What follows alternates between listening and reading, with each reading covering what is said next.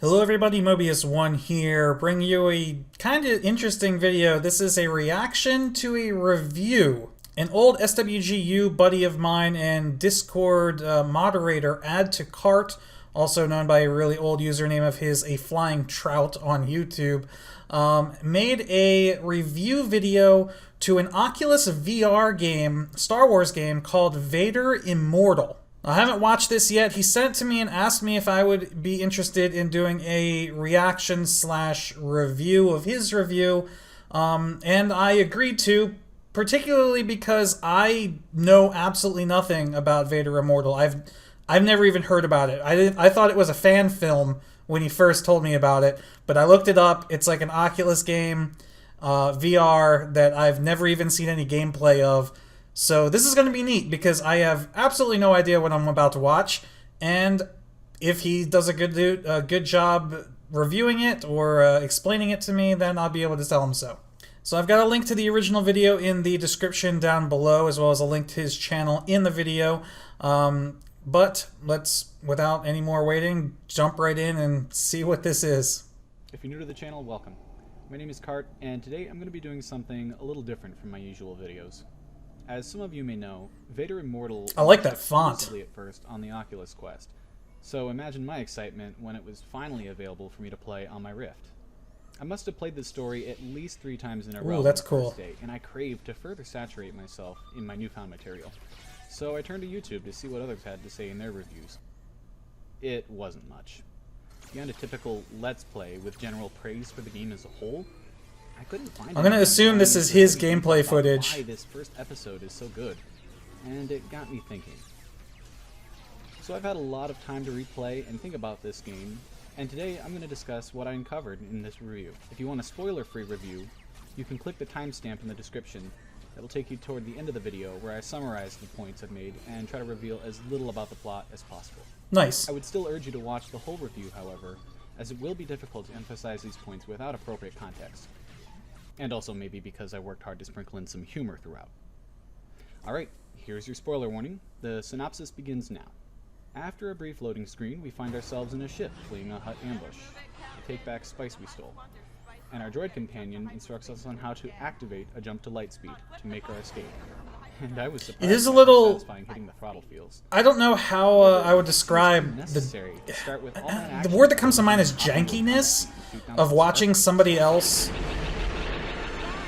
play a VR game. I'm just not used to watching somebody else play VR, so maybe it's just me. Once in hyperspace, and we're free to explore the rear part of our ship and interact with various objects, many of which see, that's our cool. friend Zoe offers commentary on.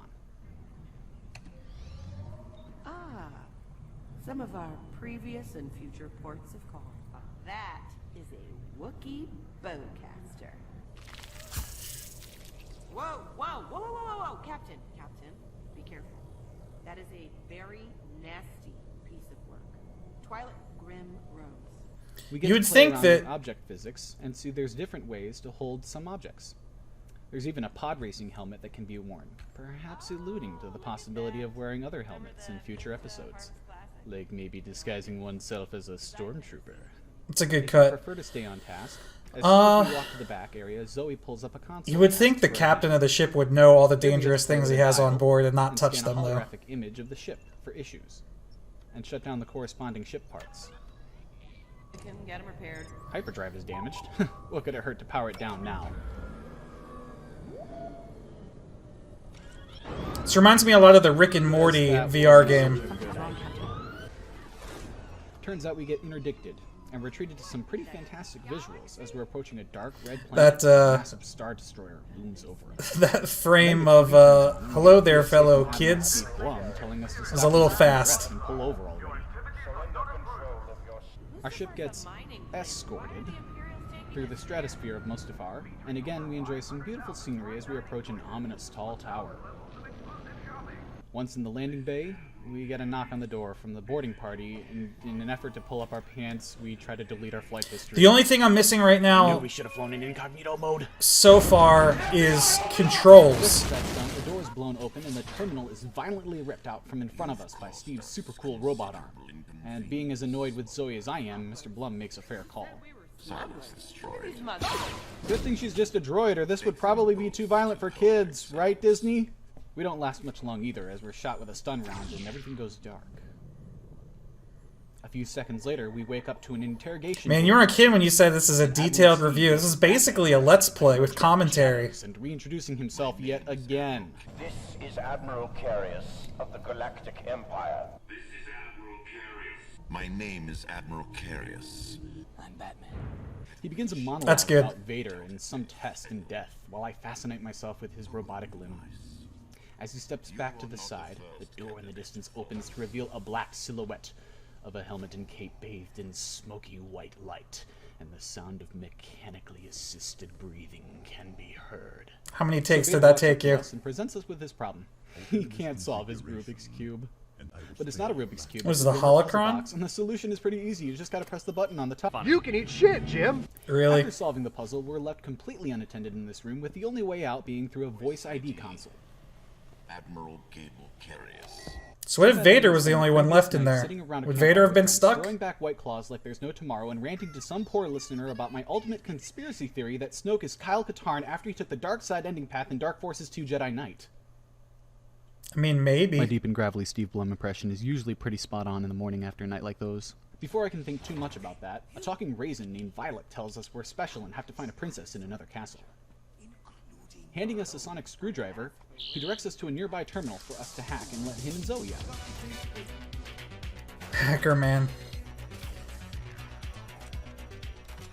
So, like, do you have free reign? Like, are you free to move about? Like, I don't know if this is on rails or not. Zoe reveals she's hungover enough to try impersonating Steve Blum and mimics the Admiral's voice to open the door. We then take out our handy-dandy Hydra spanner again and hack an elevator terminal where poor old Gary the Stormtrooper gets ambushed. What have I done? Unable to return to our ship, the talking raisin gives Zoe his royal fruit badge and tells us to go down into the caves to find his Raisin Queen before running off with the only blaster we had, and I found myself wishing I had more than It's a one spray Hydra. stick from Galaxies. Oh, it's not. When the elevator gets locked, we hack the terminal and solve another puzzle to lower down an escape ladder.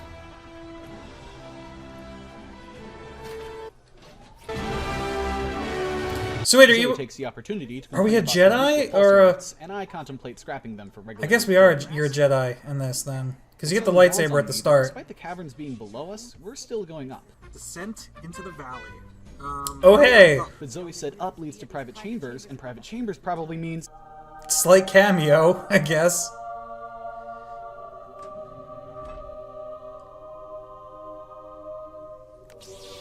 Oh, there you go. as soon as we activate the lightsaber, we're challenged to a duel by some pretentious training droid who doesn't realize I've been training my whole life and also 39 hours in Beat Saber for this moment. It's like Breath of the Wild. A minor test of strength.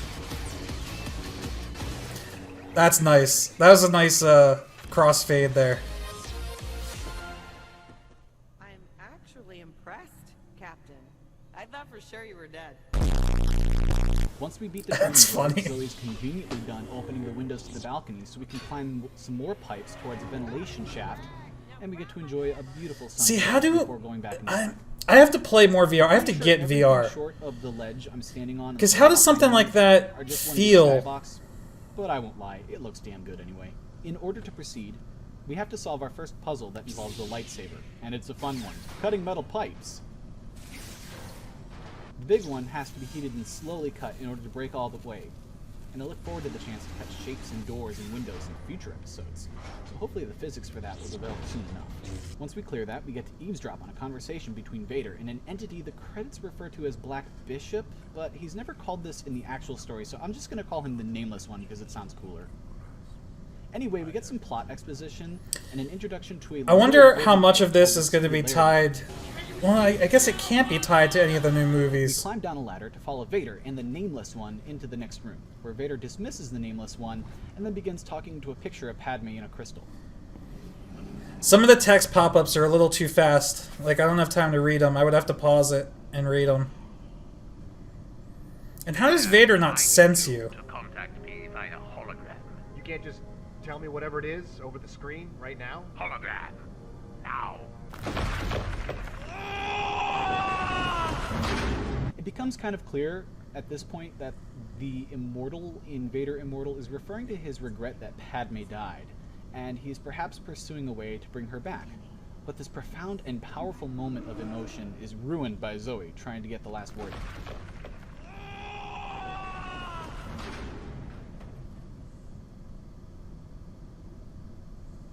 was not programmed for this. Of course you weren't, you stupid droid! Name 3 droids that weren't programmed for this! The hell? So we press on until we find an elevator that actually goes down for once, and since this time it's a long ride from the top of the tower to below the surface, Zoe takes this opportunity to recap what the Raisin told us in an effort to prevent quiet, potentially dull moments. We listen to a hologram of Violet describing exactly how we're going to get out of this mess, and Zoe complains that it's all bad and we're most certainly going to die. Is there any version of this plan that doesn't end up with us being dead? That's Trying to give a the hint that guy she's speech. not gonna make My it. attention shifts to my hand as I just now discovered for the first time that the grips on my controllers can detect when they are being partially squeezed and not just fully. The prophecy is true. The elevator door opens and we walk to a skiff, enjoying the scenery of the cave lit by what I assume is convenient mood lighting from a moon filtering through the opening of the surface. Once on the skiff, we play a game of Deflect the Blaster Fire with some stormtroopers while Zoe takes her time powering up the skiff. As if it wasn't hard enough trying to turn to face the opposing skiff as it flew around me, deflecting blaster fire is much harder when the stormtroopers have such terrible aim that I have to try to intercept the bolts at odd angles and try to send them back at my targets. Reinforcements arrive, but by then we're already too far away. So yeah, I have played the what is it? It's Jedi Challenges, the augmented reality game. That's like semi VR, and they have a lightsaber like blaster deflection minigame in that I played. So that was pretty fun. It looks pretty similar. And persisted through the rest of the recording. I didn't realize it affected my recording as well until later, but when I restarted the application and re-recorded the footage beginning at that chapter, it never happened again, which is reassuring. Anyway, Zoe deduces that the castle belonged to our ancestor, the princess, and we walk into a larger room with the Raisin Queen standing next to a pedestal of sorts. The Queen tells us there's no time to explain, and then proceeds to explain everything from the beginning using space magic to give me a dream vision. Oh boy. This beautiful sequence I could only describe as an animated paint show. Works perfectly with one of the strengths of the Oculus Quest, since it tempts you to spin around in place and watch the artwork unfold. So you can't actually Say, move, I you could didn't just have as much fun turn? getting tangled up in and nearly tripping over the wire running from my Rift headset to my computer. Yeah, dude, I that's definitely appreciate dangerous. the 180-degree combat option in the settings menu, since I only have 2 Rift sensors and they can't detect my controllers when I turn around. But I wish this art show sequence also had a 180-degree option. Basically, the vision discusses Mustafar before it became Lava World #1, and how the princess created the Singularity engine using the artifact called the Bright Star to try to bring her husband back, and that's why Vader wants it. Problem is, the Bright Star is somewhere even further below the caves, and Vader needs a descendant to use the artifact. After the vision, the Raisin Queen runs away, leaving the fate of the galaxy in our hands. Of course it does. Bright star? Oh, hold on. That wasn't the deal. I am altering the deal. Pray I don't alter it any further. It's Without nice. skipping a beat, Vader walks in to force throw Zoe out of the way and talk to us directly. Putting the cube in the receptacle of the pedestal as he instructs us to, lowers the pedestal and activates several 7-foot-tall combat droids wielding what looks like saber staves. While Vader is playing with his food and we're fighting for our lives against 1 or 2 of these guys at a time, looking around we can see that the platform we're on is lowering, with hatches above us closing every so often, creating a darker and darker environment. Eventually, we're left facing one last droid when Vader rips our saber out of our hands and cuts the droid down to size. Always a drama Spicy. scene, Vader deactivates both sabers, only to walk up to us in the dark and reactivate his red one right in our face. The realization hit that Zoe is still back up at the top of this descent, and we're down here in the dark with one of the most terrifying people in the galaxy. Vader monologues about the significant role we have to play, how he senses the Force in us, and that we should go with him to learn how to use it. And Vader should be taller. I will instruct you in its ways. He looks Overall, looks this way first too episode tiny. plays out like a paid test play of a lot of features that just so happen to be a lot of fun and deliver the first chapter of an interesting storyline. It's well scripted, and the developers did a good job making sure to preload each scene before it's needed, so the entire experience feels fluid, and you don't lose any immersion due to waiting behind loading screens. There's plenty of puzzles, with enough variety in the terminal-based ones alone that I would gladly play a game that was just different combinations of those puzzles. It wasn't immediately obvious in the first playthrough. Reminds me of, like, The Witness. But lighting actually plays a huge role in this experience, particularly when it comes to the mood of moments, like meeting Vader for the first time. Every scene had its significant lighting effects that helped set the Yeah, mood. see, like, Even it the makes first it look like you're the elevator same height scene as Vader. had You should be, rails like, that chest arms level up. with him. The elevator parts were my least favorite part of the experience. There's a lot of promise for this game if some of the things we were teased get implemented. Wearing a helmet for any reason at all, not just for a stormtrooper disguise per se, would be cool. I also hope at some point the player character has a trusty blaster, or at the least even an E11 rifle.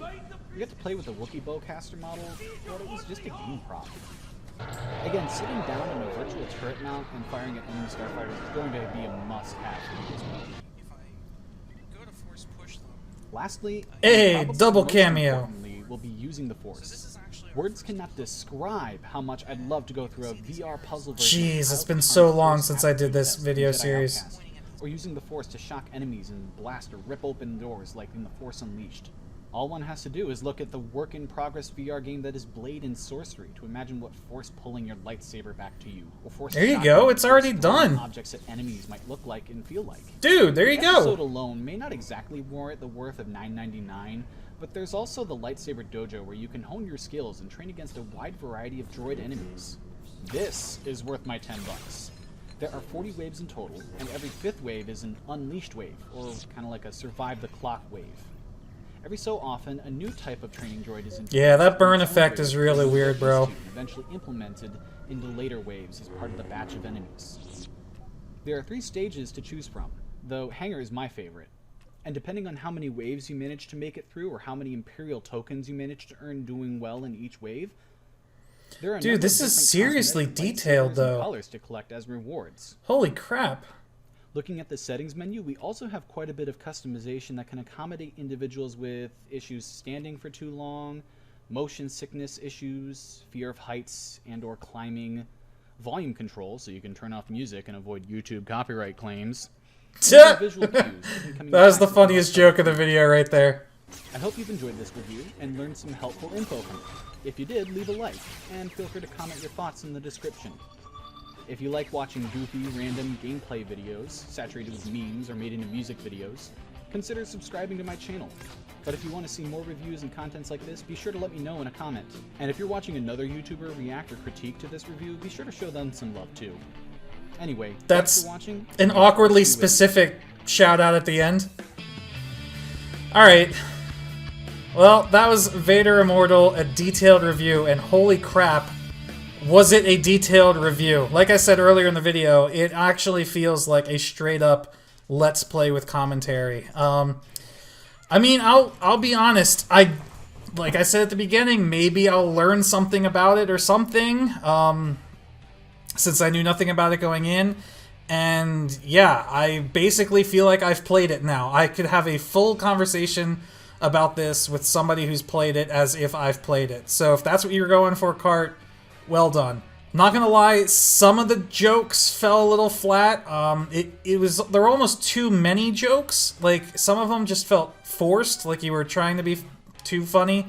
A lot of them, you know, made me smile. I don't often laugh out loud at jokes. I've listened to way too much stand-up comedy and way too many internet memes and stuff that I have a great sense of humor, but I don't openly laugh that much. So I don't know if that's just me being a poor reviewer when it comes to comedy. But as far as like the editing and that kind of stuff, like if that's the kind of feedback you're looking for, I think the editing's good, the cuts are good. The only things that I mentioned during these effects are good. The crossfades were really good. Some of the text, like I said, pops up a little too quickly for you to be able to read without pausing the video. Some of the memes pop up a little too quickly without you being able to read them. So just, you know, it really sucks, but when you're done with a video, like, go back and just watch it through and remember that you're going to be watching it from the perspective of somebody who didn't make it. I'm sure you are already aware of this. But yeah, overall, it was really good. I like some of the effects, like the floating text that you put in there. The hand gestures are really funny. The quick snaps of the head with the VR headset can be a little bit motion sicknessy because watching somebody else play VR is a little... like, I don't know what the word you describe it is. Like, I'm not one that usually gets motion sickness, but I kind of got it a couple times, only because, like, you're not expecting that quick movement. So I don't really know, like, it's not really your fault. So I don't know if there's something that maybe just be aware of that next time you're recording a VR game, to try to move your head more slowly than, like, snap movements. But I know that you really can't help with that. And hey, I can't hate the video because I'm in it. So you get points for that, right? I even saw a little bit of tracking with the text coming up here with this dude, like that. This prior training detected kind of tracks the robot. So, and with all these edits and cuts, I can imagine how long this video took. Like, I've spent a lot of time editing videos in the past, and you can make a video like this in an hour, or you can make a video like this in a weekend or a whole week. So I'm curious how long it took you to make this, because depending on your skill and depending on how much detail you want to put into it and how many cuts and text and all that stuff, I'm willing to bet that this took you at least a couple days, if not a whole week. Or just one full day of doing nothing except sitting at the computer and editing, which I've also done. But alright, I'm hoping that that reaction / review was what you were looking for. I'm sorry if it wasn't. I'm also kind of tired. It's kind of late here, and I've already done other videos today.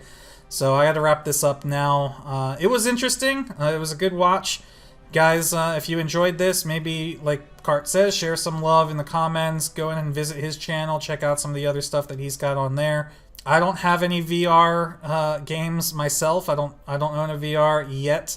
But who knows? Maybe one day I'll get one and I'll have videos of my own on this channel. Anyway, thank you guys for watching. Mobius1 here, and I will see you in the next one.